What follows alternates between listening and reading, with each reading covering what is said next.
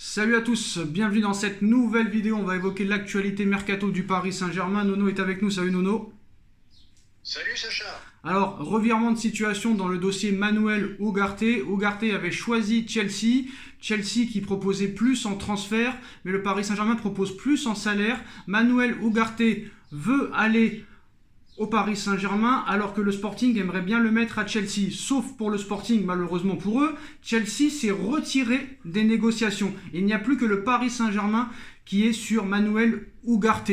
Alors, très clairement, il n'y a pas de grands clubs qui se sont positionnés sur lui. Manuel Ugarte devrait signer au Paris Saint-Germain dans les prochaines heures pour un montant de 60 millions d'euros avec un salaire annuel de 5 millions d'euros. Nono, Chelsea qui se retire des négociations. Seulement le Paris Saint-Germain qui est intéressé. C'est ma première question.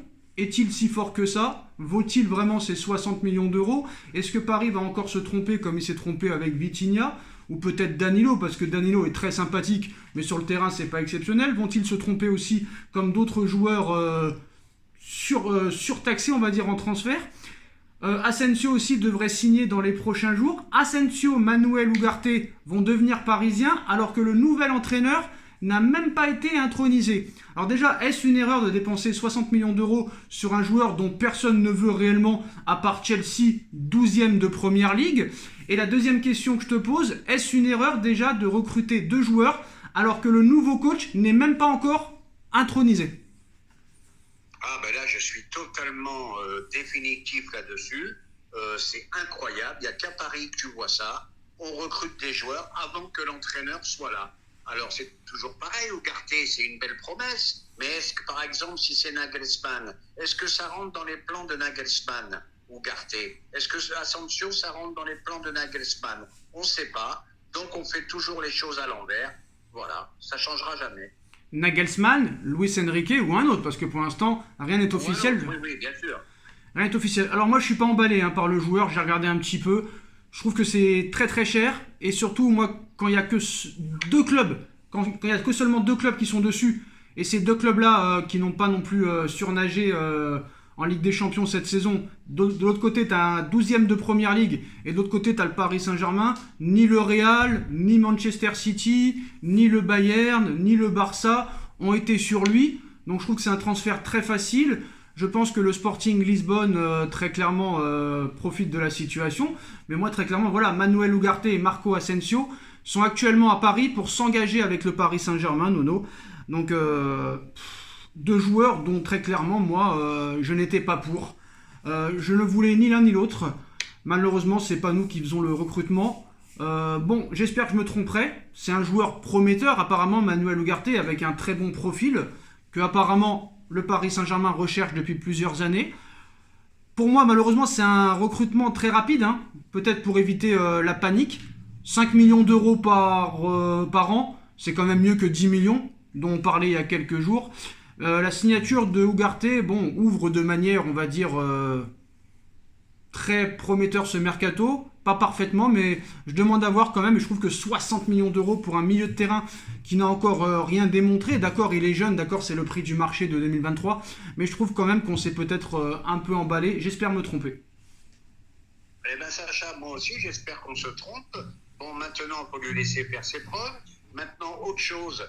Ça prouve une nouvelle fois que Campos n'est pas fait pour le PSG. Voilà, Liverpool ont acheté un milieu de terrain peut-être supérieur qui s'appelle McAllister, l'Argentin, que j'aime beaucoup, à 50 millions d'euros. Voilà. C'est ce que tu voulais, c'est lui que tu voulais à Paris, McAllister. C'est lui que tu voulais au Paris. Voilà, je te l'ai dit plus. Et c'est au même prix en plus. Un plus petit salaire et 50 millions d'euros à la vente. Plus petit salaire, moins cher en transfert et beaucoup plus garantissant, on va dire. Il y a plus de garantie. Champion du monde, encore dans la force de l'âge. Voilà la différence entre un club qui travaille bien et malheureusement, notre Paris Saint-Germain qui fait toujours tout et n'importe quoi. Alors, les dernières infos. Manuel Ugarte et Marco Asensio sont arrivés ce lundi à Paris. Ils devraient tous deux s'engager avec le Paris Saint-Germain aujourd'hui. Nono, ça va très vite. Alors, pour l'Uruguayen, on parle d'un contrat de 5 ans avec un salaire annuel estimé à un peu plus de 3 millions d'euros, Nono. Alors, on parlait de 5 millions d'euros hier, de 10 millions d'euros hier. de 5 millions d'euros ce matin et l'équipe nous informe que ce sera un salaire seulement de 3 millions d'euros par an. Donc là, c'est quand même plus correct. Hein.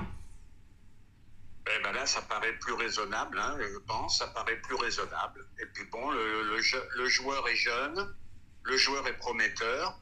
Bon, mais comme j'ai dit, je vais me répéter encore une fois, est-ce qu'il rentre dans les plans de jeu de Nagelsmann ou d'un autre? On ne sait pas. Bon. Donc on fait les choses à l'envers. On va pas être critique pour être critique. Nono, je pense que s'ils ont officialisé l'arrivée de Manuel Ugarte, ça veut dire quand même que le prochain coach avec qui ils veulent travailler le voulait aussi, je pense. Hein. Ils sont pas aussi bêtes à ce point. Voilà. Je pense que dans les discussions avec Luis Enrique ou avec Nagelsmann, ils ont donné quand même leur feu vert pour Manuel Ugarte. Alors en ce qui concerne le futur coach, s'il obtient le poste, alors Julian Nagelsmann veut Henry comme adjoint à Paris, même si le duo n'a jamais travaillé ensemble auparavant. Donc pour l'instant, apparemment Luis Enrique très compliqué dans les négociations. Nagelsmann coûte moins cher en salaire. Luis Enrique veut beaucoup de choses que apparemment le Qatar ne veut pas lui donner. Nagelsmann serait beaucoup plus souple. Franchement, Nono, bon, à choisir, hier on avait du mal à faire un choix à chaud. J'ai réfléchi, je me suis posé. Nagelsmann, c'est pas si mal que ça, parce qu'à l'arrivée, au haut niveau, Nagelsmann, on ne sait pas ce qu'il vaut. Le mec, il a été viré en plein milieu de saison. Bon, d'accord, la première année au Bayern en Ligue des Champions, c'était pas ça. D'accord. C'est un jeu très offensif où il manque un petit peu de repères défensifs, très clairement. C'est pas très pragmatique. C'est un peu tout pour l'attaque. Mais toi, par exemple, Nono, c'est ce que tu voulais, tout pour l'attaque, par exemple. Donc tu devrais en être satisfait. Et Nagelsmann, contrairement à Enrique, à Mourinho, tout ça, est un très jeune entraîneur qui a seulement 34 ans. Hein. Ah ben moi, Sacha, j'attends ça depuis Laurent Blanc. Je veux voir du beau jeu. Bon, le résultat est primordial, on est d'accord. Mais on veut quand même voir du beau jeu. Il y en a marre, ça fait quelques années qu'on s'emmerde. Voilà, quoi. Alors, faut tenter, Nagelsmann, faut tenter. Moi, ce qui me surprend, c'est Thierry Henry en adjoint. Je vois pas ce qu'il peut apporter. Ça fera un boulard de plus au PSG. Non, c'est pas ça. Lui, il a un sacré boulard. Hein. Oui, mais il peut apporter... Ouais, mais c'est un boulard différent que, par exemple, celui de Mbappé ou d'autres joueurs à fort caractère. Par exemple, un Henry pourrait peut-être remettre droit certains joueurs comme Verratti, comme Neymar, par exemple. Tu vois ce que je veux dire? Les remettre dans le droit chemin, peut-être. Ah bah je suis d'accord avec toi, je pense qu'il peut leur parler les yeux dans les yeux. Le mec, il a été champion du monde à 20 piges, beau palmarès, belle carrière, une légende à Arsenal. Non, il peut leur parler les yeux dans les yeux. Ça peut apporter quelque chose, effectivement. Champion du monde à 20 ans, champion d'Europe l'Euro 2000 à 22 ans, vainqueur de la Ligue des Champions avec le Barça, légende d'Arsenal, voilà, finaliste en 2006 de la Coupe du Monde. Je pense peut-être qu'il peut remettre droit certains joueurs. Et s'il peut utiliser son boulard en expliquant à Neymar, si tu veux être comme moi, il faudra faire autre chose, ou comme Verratti ou machin, pourquoi pas, on a envie de te dire. Mais je trouve que ce mercato se lance très rapidement. Bon, après, mieux vaut... dans le mercato, c'est le contraire de mieux vaut tard que jamais. C'est mieux vaut rapide que faire des mercatos à la fin de saison, que le joueur arrive seulement au mois d'octobre. Ça, c'est le point positif quand même. Ces deux mecs-là pourraient être présents déjà dès le 1er juillet à l'entraînement. Ça, c'est déjà bien. Ah bah c'est prometteur pour le début de la préparation, c'est sûr. Hein. C'est mieux de les acheter début juin que fin juillet. Hein. Ça, c'est certain.